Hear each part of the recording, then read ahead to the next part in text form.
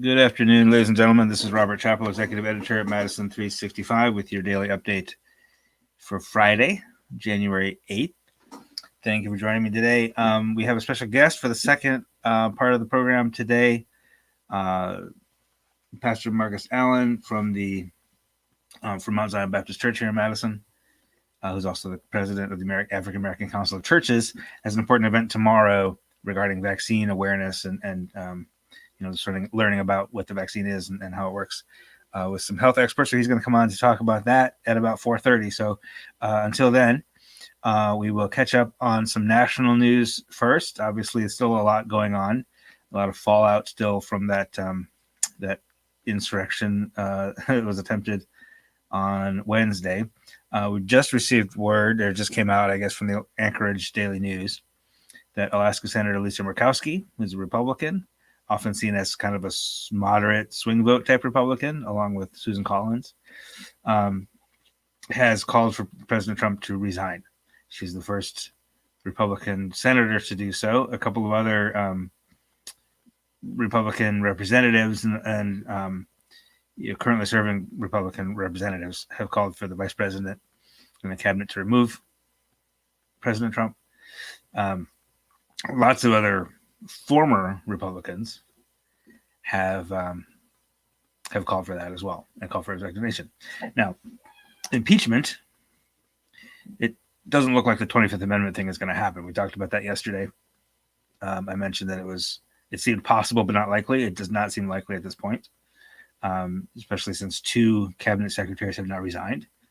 Transportation Secretary Elaine Chao and Education Secretary Betsy DeVos have resigned, along with a lot of other senior officials who aren't at that cabinet secretary level. But, with just no movement and no talk, no more chatter about it, doesn't seem like it's going to happen. Now, yesterday, Nancy Pelosi, the Speaker of the House, said if it wasn't invoked, that she would begin an impeachment process. And now today, she's saying she will begin an impeachment process if the president doesn't resign. So kind of moving the goalposts a little bit. But it does seem like there's momentum for impeachment. The articles are being circulated right now. Our Senator Tammy Baldwin has indicated that she thinks he should be removed. Mark Pocan, our representative, and Glenn Moore, representative from Milwaukee, both support that resolution. If there's any question as to what's the point, it could happen. It's unlikely that the whole process could happen in the next 12 days, although I think it's possible. It would have to start like tomorrow. It would have to start very soon to get through the House and the Senate, within a few days, if that's even possible. But if you're curious as to what the point would be, Bernie Sanders on Twitter today made the point that it's a matter of precedent to kind of show that this kind of thing doesn't go without consequences, even if the consequences are you lose the last week of your presidency. But also, along with impeachment, comes a prohibition of running or of holding any office again in the future. Now, everyone sort of assumes that Trump is planning to run in 2024. And, if the Republican Party just doesn't want to have to deal with that, impeachment and removal is probably not a bad idea. That's another reason to do it. And again, both things could happen. The 25th Amendment could be invoked to make Vice President Mike Pence the acting president, and then also subsequently, concurrently, the president could be impeached and removed. So that's where we are now. We also know the identity of the Capitol police officer who was killed in the raid on the Capitol. His name is Brian David Sicknick. He's 42. ProPublica has spoke with his family, has a story. We will post that shortly after we're done here. So look for that a little bit later at Madison365.org. Anything else? I think that's about which if we could just annul the whole thing, just cancel the whole thing. You never were president. That's not a bad idea. All right. So let's talk COVID numbers for a little bit. Today, the numbers are actually not too bad today. They're not great. The numbers themselves, if you just looked at today by itself, is not good. Nothing about these numbers is good, but they are better than yesterday. Most of the measures are better than yesterday, and that's what we want to see. We want to see trends going in the right directions, right? So we did have, first of all, more tests today, 10,600 tests. We still really want to be over like 12, 13, 14,000 tests a day. But still, more than 10,000 for the second consecutive day. A few hundred more than yesterday. 3,474 were positive. Okay, so the positive test rate for the day, still 32.7%. Not great. But again, lower than the past few days have been.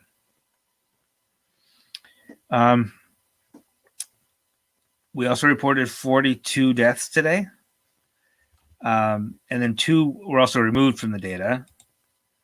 One in Greene County, one in Shawano County were corrected or reclassified. And so our total death toll goes up by 40 to 5,119. Of those, let's see how many. Yeah, looks like about 21 counties all reported at least one fatality. Kenosha County reported 5. St. Croix and Polk both counted 4. Waukesha, Rock, Manitowoc, and Green Lake counties all reported 3. Sawyer and Marquette counties each reported 2. And then Winnebago, Wapaka, Walworth, Vernon, Price, Portage, Juneau, Jefferson, Fond du Lac, Eau Claire, Dunn, Clark, and Brown counties all reported 1 fatality each. Now, in terms of this spread, we'll go back to that for a second. These are the numbers that are good news. Okay, 7-day positive rate is the one we want to look at, because that's not a subject. It doesn't go up and down based on like there's a lot of tests today or that as many tests yesterday or whatever. It's no less subject to spikes up and down. So it's a little bit more meaningful, right? And that number has been going up for almost 2 weeks now. And this is like the key number that will tell me whether we're ready to like reopen things, right? And that one's been going up for the past almost 2 weeks, which has been very disheartening and very frustrating. But yesterday, it basically stayed the same from Wednesday to Thursday, stayed about the same. And today it actually went down. So this is good news. All people tested in the past 7 days, 29.8% tested positive. That's still a really absurdly high number. Yesterday, it was 31.9. So more than a full percentage point lower. That's good news. Of all tests, which takes into account the fact that many people are tested multiple times, all tests, 11.1% were positive, which is also really high. That's down from 11.4 yesterday. So again, going in the right direction. Good news. Now that 11.1 really needs to be below 3 before we can say we have this thing really under control, right? So that's still, again, like I said at the beginning, that number in isolation is not good. We don't like to, that's not a good number, but they're going in the right direction. That's what we want to see. Now, the other number that's going up that we'd rather see going down is active cases. And that's up to 29,600. That's about just under 6% of the total number of cases. 502,012 cases now total. I should have mentioned earlier. I don't make a big deal out of these milestones because, like, we knew that was coming. We broke 500,000 total cases confirmed.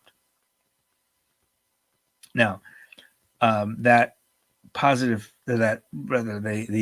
number of active cases going up is due in part to increased testing. right?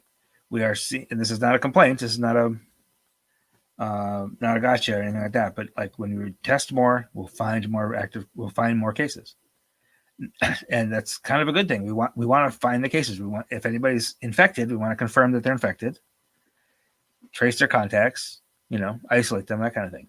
So as we test more, that active case number will go up slightly. So that's not like ringing alarm bells for me right now, but it is going up. Also, more testing will ideally find more negative tests, which is what will ideally drive down the percentage of positive tests, right? The bottom line, the ultimate thing, when we get more testing, we just get a clearer picture of what's really going on. Like there were days a week ago that I gave you a bunch of numbers, and I'm like, I'm not sure these numbers are real because we just haven't tested enough. But these numbers, I'm feeling pretty confident that these are pretty close to reality. We're getting there, right? So that is that's what we know about COVID today. Oh, a couple of things. The 7-day average of reported deaths is now 35.7 deaths per day in the past 7 days reported. 7-day average of new cases, 2,988. That's significantly higher than it was yesterday. That's another number that is subject to higher testing. Like we're just finding more cases right now.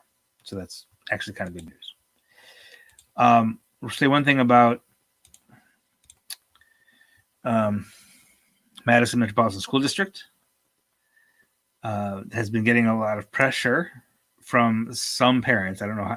It's hard to tell exactly how many parents, but there's apparently some organized movement of parents that are protesting in Madison, trying to get the schools back open.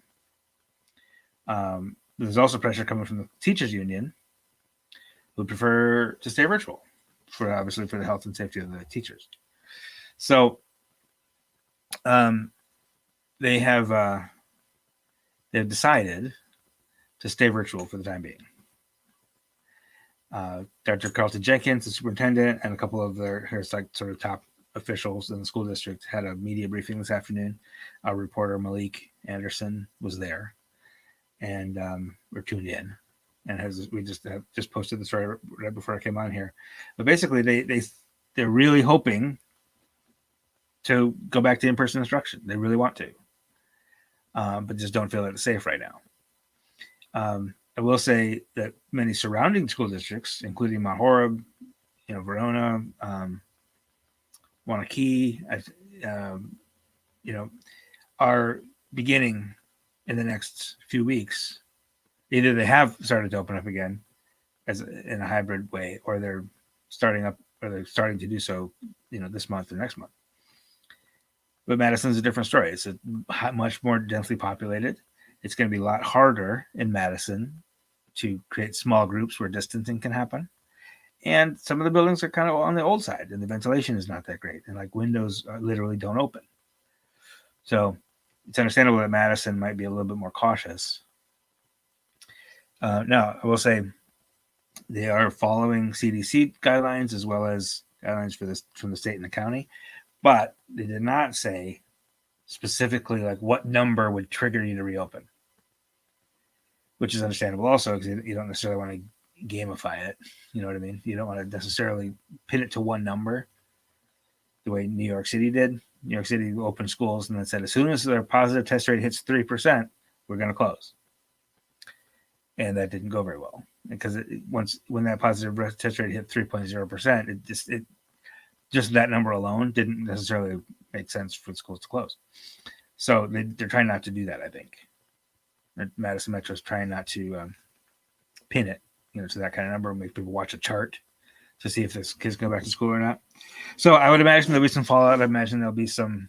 They're going to have a listening session, question and answer session on the 14th of January. That link is in the story at Madison365.org right now. So that's what we know about Madison. Any questions? Feel free to drop them in the comments here. While we're going to take a short break. We're going to hear a word from our sponsor, Madison College, and then we'll be back with the Reverend Dr. Marcus Allen. Stay with us. Don't scroll away. We'll be right back. Online learning does not have to be scary. And Madison College was there for me. We have people that are dedicated to our students' online success. We can help you with your technology. Give us the college try for 7 days. No risk, no worries. Madison College. We're back. Thanks for sticking with us. Joining us today is the Reverend Dr. Marcus Allen. Pastor Allen, how are you doing today? I'm doing well. How you doing? I'm all right. Thank you for joining us. Now, you are you're the senior pastor at Mount Zion Baptist Church. You're the president of the African American Council of Churches. You are as embedded in Madison's Black community as anybody is. And can you just talk to us a little bit about? And you want to talk about vaccines, right? So, Right. Tell us about what is the general sentiment among your community, among your network regarding the vaccine? Are people excited about it? People skeptical? What's the sense? Well, it's generational. And it's some people it's just uncertain about the vaccine due to the way African Americans are treated during through the medical system, and how we've been treated for so long, being tests for scientists and stuff, and syphilis and all that type of stuff. So there's a lot of not trusting the system. Sure. So we have that with our young adults, and then also some of our seniors. So it's a little mix. And then there's some that I say they're going to take the virus. I mean, not the virus, take the vaccine. They're going to take the vaccine. And I'm one of those people. When they call my name, I'm standing in line to get my shot.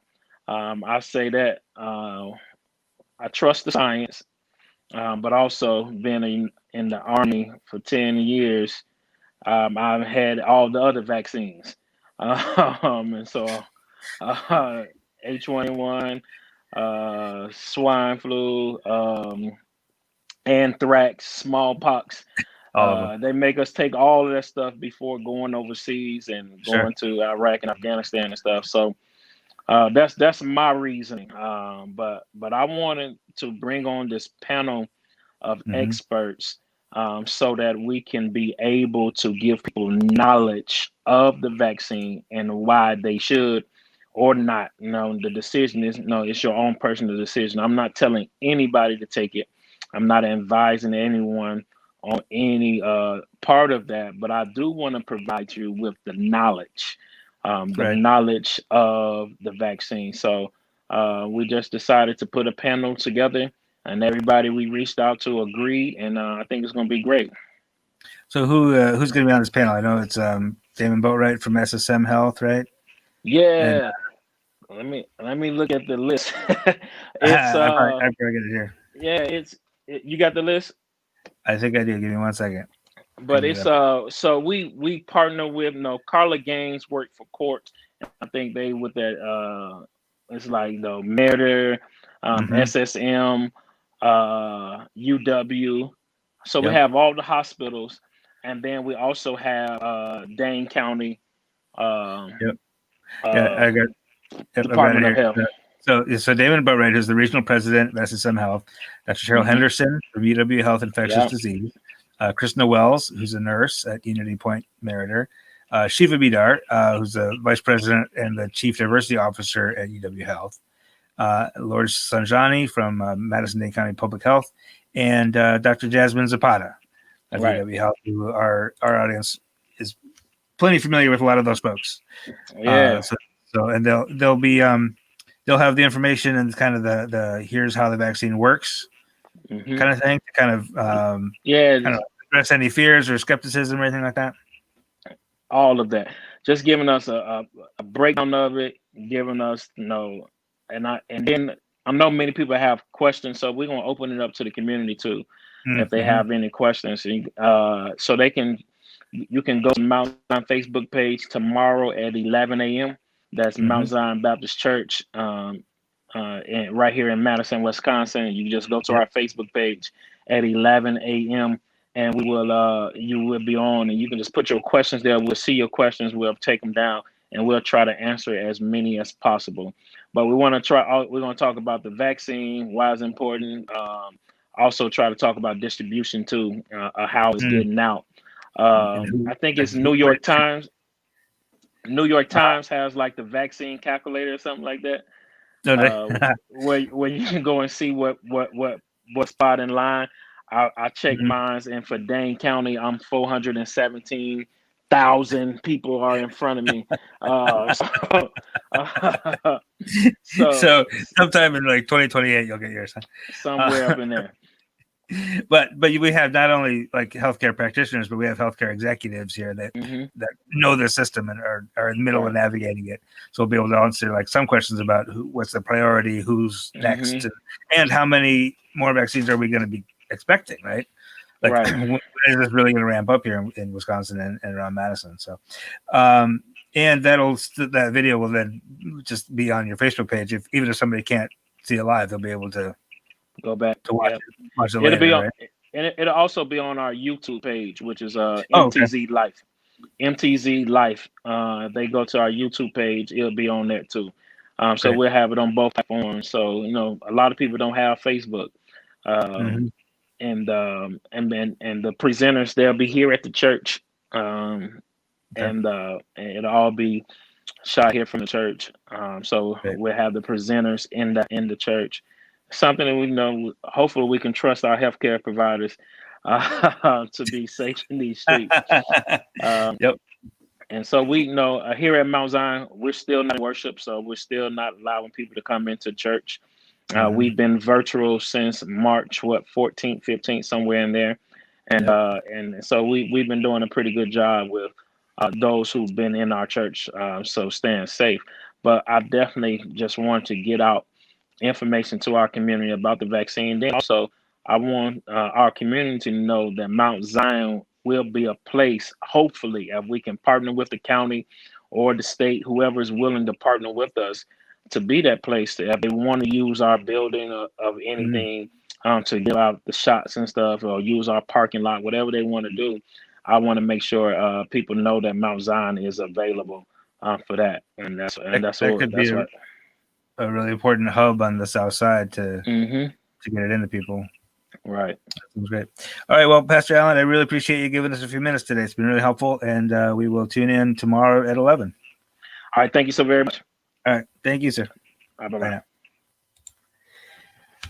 Thank you to Pastor Allen for joining us. Again, if you go to Madison365.org right now, there's a story on the Madison section on that. There's a link there. Otherwise, just search on Facebook or YouTube for Mount Zion Baptist Church and tune in at 11 o'clock tomorrow. Like he said, he's not trying to convince anybody to take the vaccine, just arm you with the information so you can make an informed decision, understanding that there's a lot of well-earned distrust between Black communities and healthcare providers. So we appreciate Pastor Allen, Dr. Reverend Marcus Allen coming on for us today.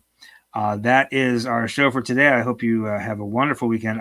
We'll most likely be back tomorrow with another update. I imagine there'll be some more developments on the national level, as well as I'm hoping to continue to bring you good and better coronavirus news. Until then, have a wonderful evening. We'll see you soon. This is 365 Media.